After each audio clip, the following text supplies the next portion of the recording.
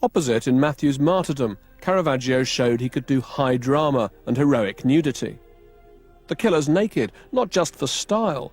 He's been hiding amongst some innocent Christians stripped for baptism. The action is set in a Roman church, so to contemporaries, this was a scene of modern-day terrorism. A Catholic priest had recently been killed at the altar by a Protestant assassin on a suicide mission, so this was realism with a hint of reportage.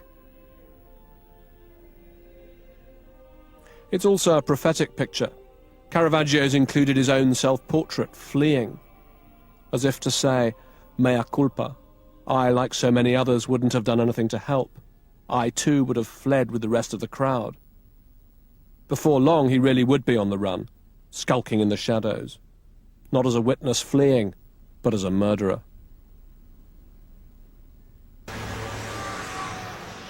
It was hard to live a normal life in 17th century Rome, a testosterone-driven town with an overwhelmingly male population of soldiers, pilgrims, priests and artists, serviced by a shifting community of whores. Trouble was always just around the corner, along with the black-coated sbirri, the police. Amazingly, their records have survived in the Archivio di Stato, a city within a city of witness statements and denunciations. It's where we find much of our evidence about Caravaggio, and about those who might have wanted him dead. I was on my way to see Monsignore Sandro Corradini. His official title in the Vatican is Devil's Advocate. His job, to investigate the lives of people up for sainthood. Caravaggio is his hobby, and he recently unearthed the first known description of the painter, an account from a barber surgeon's boy, who naturally remembers the details of Caravaggio's hair. Questo pittore è un giovenaccio grande, di 20 o 25 anni, con poca barba negra, grassotto, con ciglia grosse e occhio negro, che va vestito di negro non troppo bene, in ordine, che portava un paro di calzette negre un poco stracciate, che porta i capelli grandi, lunghi dinanzi. E poi c'è il barbiere che dice che lo conosce perché è venuto ad accorciarsi la barba nella mia bottega e venne a medicarsi una forcatura. Era un uomo violente. Certo, gli episodi sono molti. Il carattere sembra un carattere molto duro e che non si faceva offendere inutilmente, reagiva. Okay. Questo di sicuro. So how did you find it? Com'è ha trovato? Così, sfogliando pagina per pagina. Ah, buon lavoro. E leggendo.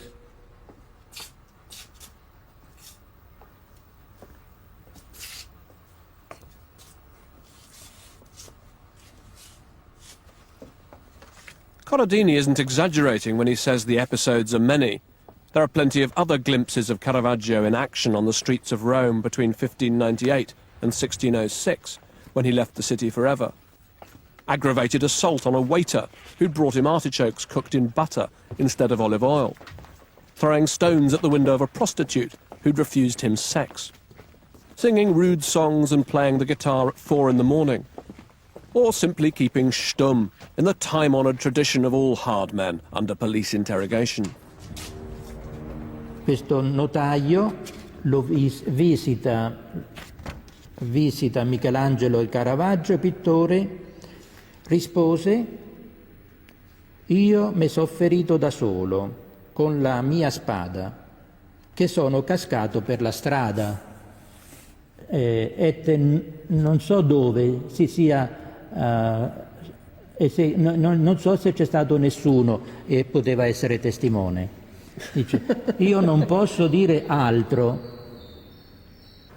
As lame excuses go, that ranks up there with the dog ate my homework. But from these flashpoints, we can build a picture. Caravaggio wears black because he thinks of himself as a nobleman. But his clothes are in bad shape. He doesn't have a nobleman's income. He likes to carry a sword, a status symbol, which in the end would condemn him to a life on the run.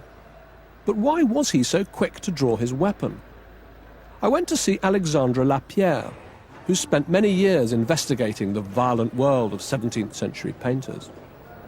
Can you explain to me, what is it about that society that makes so many apparently small arguments flare up into duels, contests, fights? Honor. You have to remember that we are in a society where fame, your name, your family, is something extremely alive and important. And if you are insulted, and it's true in Italy, it's true in France, it's true in England at that point, if you are insulted, you cannot live without having revenged your honor. Which means that if someone tells you your painting stinks, you kill him. So Caravaggio wasn't simply a hothead, he was a violent man in violent times. And there were many other artists who'd killed, maimed, or even raped their enemies. But it wasn't just on the streets that painters settled their quarrels. Sometimes the best way to humiliate a rival was simply to outpaint him. At the height of his reputation in Rome, Caravaggio painted a crucifixion of St. Peter and a conversion of St. Paul for the Cerasi chapel in Santa Maria del Popolo. Between them, in the blue corner as it were, was an altarpiece by Annibale Carracci. The paintings could come from different worlds. Caravaggio's brooding works have enormous gravity. St. Paul seems pinned to the ground by the force of heavenly light. His St. Peter is all about effort, the dirty work of killing the poor fisherman, crucified upside down because he felt unworthy to die like Christ. Caravaggio nailed home his message: Christianity the religion of and for the poor. Carracci sided with those who had a more opulent vision of the church and wanted art to furnish splendor and spiritual uplift. In his work, everything's airborne. This was the style which became known as the Baroque. And Caravaggio showed just what he thought of it, with the pointed positioning of a horse's backside. But in the end, it was the Baroque that became the new look of Roman Catholicism. For all its impact, Caravaggio's style was looked on with suspicion by powerful interests in the church. And for all his fame, there's no Caravaggio in St. Peter's. As lesser painters prospered, the signs are that it began to get to him.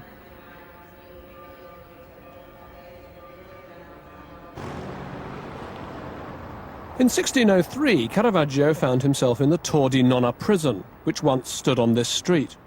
The charge? Criminal libel. The crime? Writing some interestingly graphic poems about this man, another painter, Giovanni Baglioni, or Johnny Baggage as Caravaggio nicknamed him. Johnny Baggage, you're a nothing. Your pictures are trivial. I want to see that you'll not even earn a counterfeit coin from them, not even enough to buy cloth for underwear that'll hide where you from. Bring forth then the cartoons and drawings that you've made at the shop of Andrea the sausage butcher, or actually got from wiping your arse. You bray like a donkey for the of Cellini's wife. You insult her with your mule's prick that cannot anymore because you're undeserving of the necklace you wear, and you are a disgrace to painting. You can see why Baglioni sued, but in papal Rome, criminal libel was a serious charge, made more so when testimony emerged accusing Caravaggio of sodomy, which was punishable by death. In the end, he was bailed out by the French ambassador.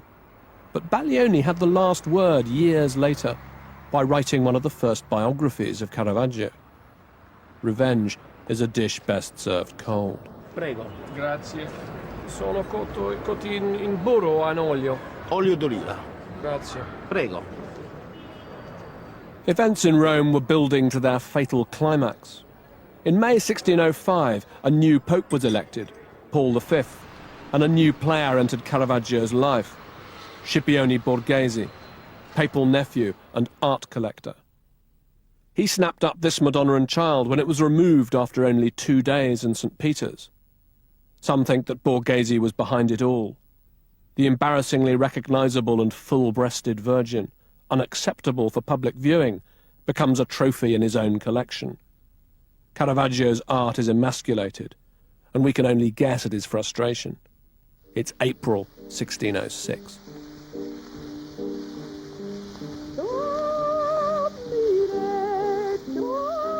Which brings us to the day just 1 month later, when he killed Ranuccio Tomasoni. In an argument over a game of tennis, according to the book written by Caravaggio's old enemy, Baglioni.